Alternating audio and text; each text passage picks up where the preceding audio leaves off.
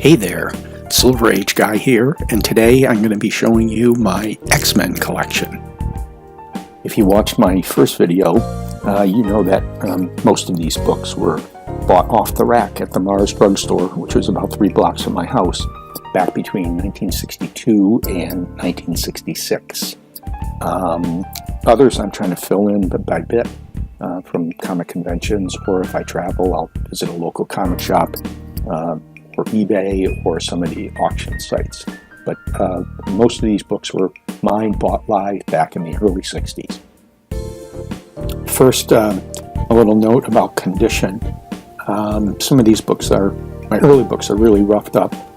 My X-Men one, for example, has tape on the sides, and it's got a stain on it and some other markings or whatever.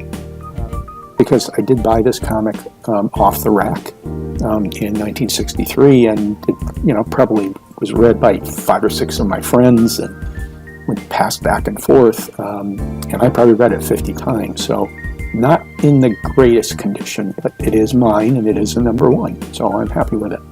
Number 2, again, has a tear in the top right corner, but if you look at the book, it's in pretty decent shape for a comic that's 1963. Here's something interesting. My number 4 has the bottom torn off for some reason. Typically, when the dealers wanted to return comics, they take a knife and cut the top and pull the name of the comic off, but this has the bottom off. I don't know, I probably needed a piece of paper to write something on it, so I tore it off. Now we're still in 64, and now we're starting better shape books. Love this Eunice cover, really nice. That again is late 64, and now we're into 65 with the Kazar cover. And this one is one of my favorite Jack Kirby covers. When you see that on the newsstand as a kid, you just have to buy it. And of course, now we're in 65. And you notice there's sporadic dates. X-Men was not published on a regular basis until 1966.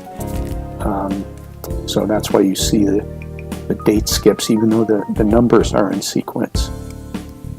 And now we're into 66, and really love this red cover. Really stood out on the newsstand. And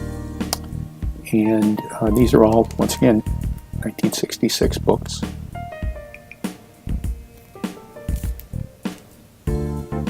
I don't have a lot of 1966 books, but they're getting in better condition.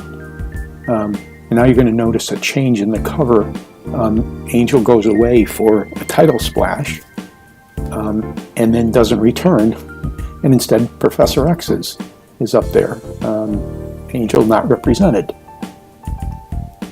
Now into 1967, a super adaptoid cover. One of my faves. I've got all 3 of those appearances. And now you notice that Angel's back, and the shockwaves disappear for that one book from Professor X. It's a strange marvel. Anyway, all of these are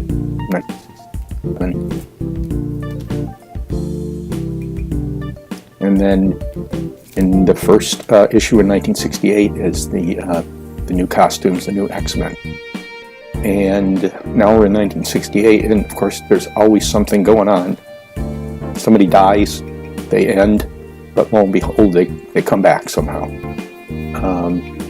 I bought these, the Jim Steranko covers at a local comic shop. This is one of my favorite Kirby Crackle. And there's the third of the 3 that he did.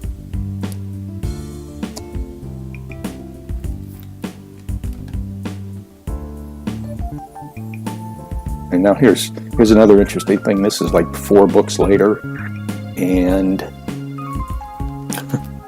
lo and behold, Barry Windsor Smith cribbed Jim Steranko, who cribbed from Kirby.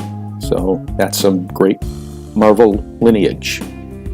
Anyway, that's it. Up next is my Avengers collection. Thanks for watching. There you go.